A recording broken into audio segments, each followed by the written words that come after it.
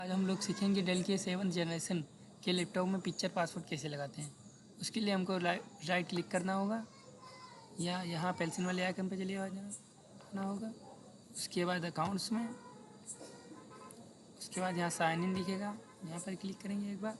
ये देखो picture password दिखाई देगा। अब यहाँ पर ऐड दिखाई देगा। यहाँ पर अब पुराना पासवर्ड डाल देंगे पहले। उसके बाद यहाँ क्लिक करेंगे एक बार।